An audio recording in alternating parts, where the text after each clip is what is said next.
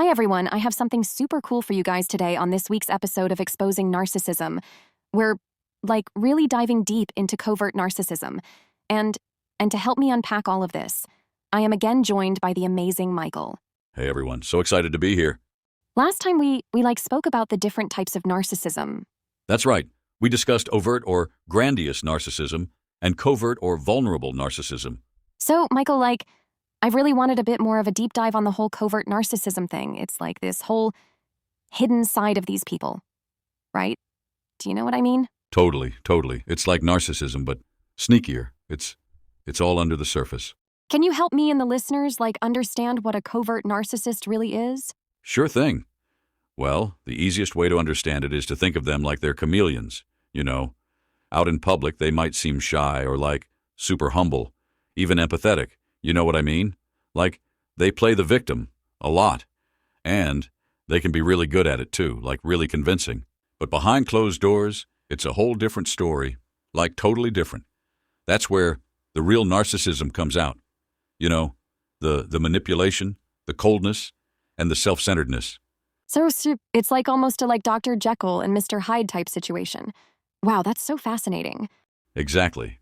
So for the most part, the world gets to see one version of them, but the, dark side only gets seen by certain people. Okay, so you mentioned manipulation, right? And control.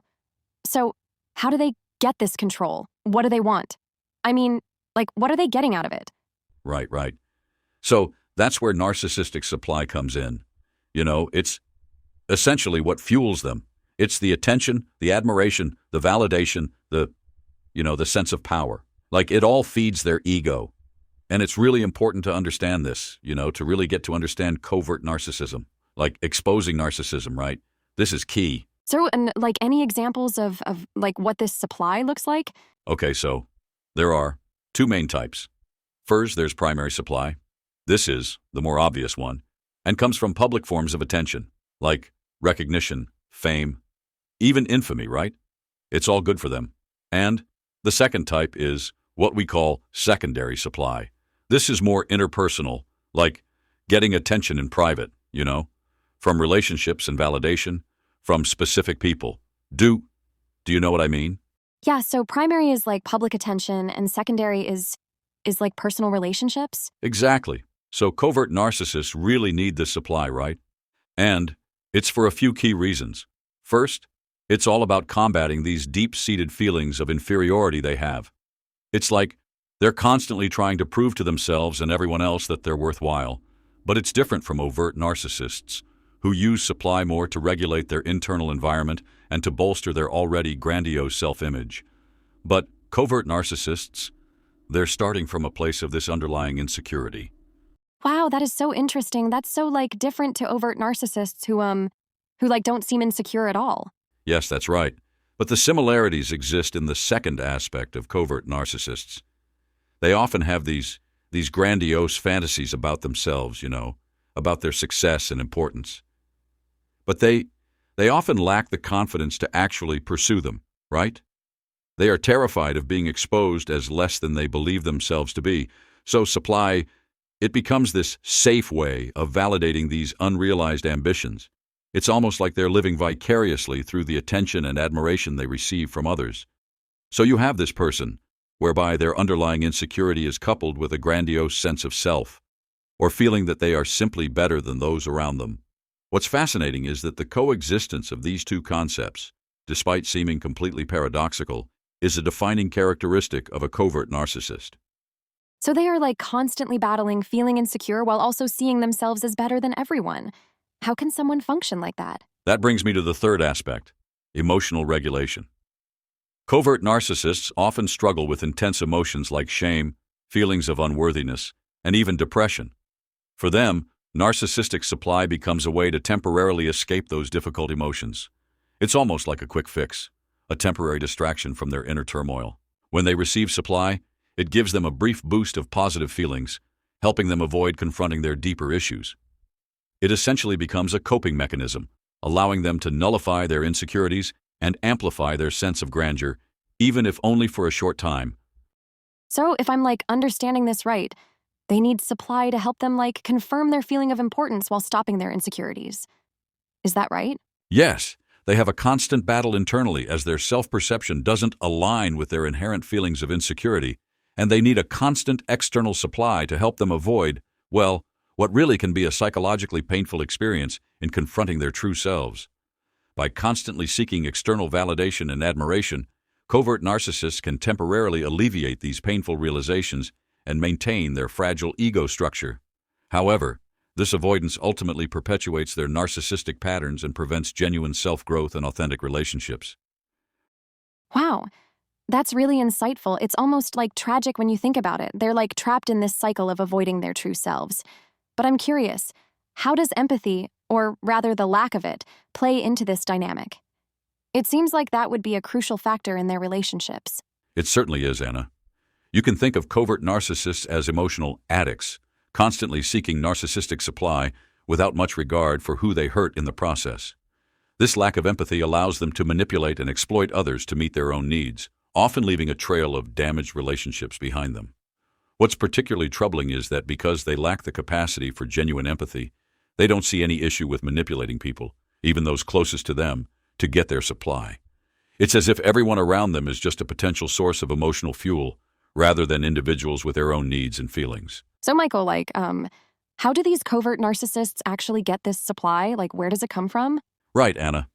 Covert narcissists are quite resourceful when it comes to obtaining narcissistic supply.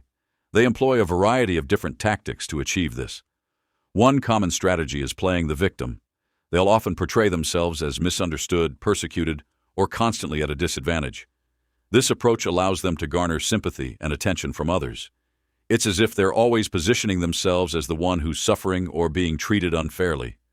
And because they lack the ability for empathy, they don't see any issue in manipulating people, even those closest to them, to get their supply.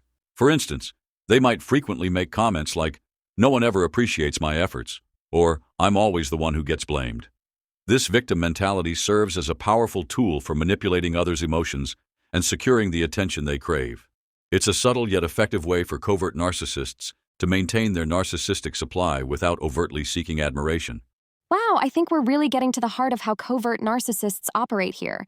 It's fascinating and a bit unsettling to, see how they use these tactics to get what they need from others. Another tactic covert narcissists often employ is passive-aggressive behavior. This approach allows them to exert control over others and feel superior without directly seeking admiration.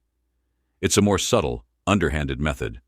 For instance, they might give backhanded compliments, deliberately procrastinate on tasks, or generally create obstacles for others. These behaviors allow them to maintain their sense of superiority while avoiding overt displays of narcissism.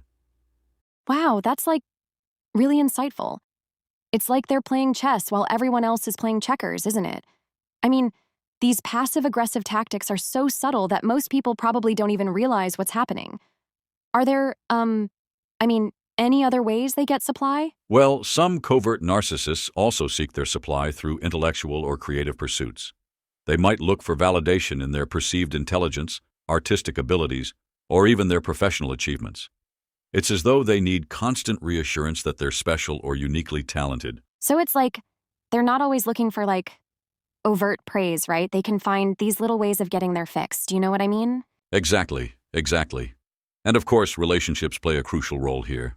Covert narcissists often form relationships with people they perceive as inferior. This gives them a sense of superiority.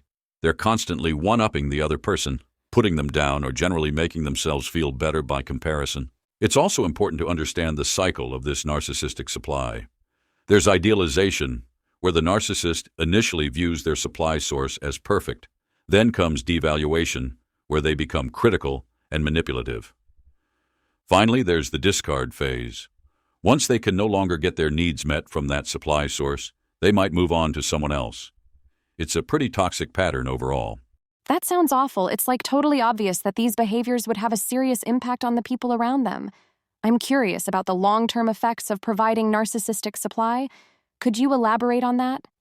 How does it, affect the people who are in relationships with these covert narcissists? Well, Anna, the effects of providing narcissistic supply can be incredibly damaging, especially over time. With overt narcissists, The harm is often more obvious and direct. You might feel used, manipulated, or just completely drained because of how demanding they can be. But with covert narcissists, the impact tends to be much more insidious and subtle. You might not even realize what's happening until it's too late. For example, you could find yourself constantly walking on eggshells, second-guessing your decisions, or feeling inadequate without fully understanding why. This happens because covert narcissists are exceptionally skilled at making you doubt yourself. They're masters of manipulation, able to twist situations and make you feel like you're the one in the wrong, even when you're not. That's why it's so important to recognize these dynamics and protect yourself from falling into these types of toxic relationships. So, Michael, this has been really insightful. Just to recap, we've covered what covert narcissism is, right? And how it differs from the more obvious, overt type. We also talked about narcissistic supply, right? And why it's so crucial for covert narcissists. And of course, how they get it and the impact it has on those around them, right? Exactly. And it's really important to remember that covert narcissism is a serious issue, and it's not something to be taken lightly. So, if you think you might be dealing with a covert narcissist, it's important to reach out for help. Absolutely. Thanks so much for joining us today, Michael. This was, really helpful. My pleasure, Anna. Thanks for having me. Oh, and next time we are going to explore how to know if you are in a relationship with a covert narcissist. Is that right? Oh yes, it's not always as easy as you think. I look forward to diving into that with you next time. Thanks again, everyone.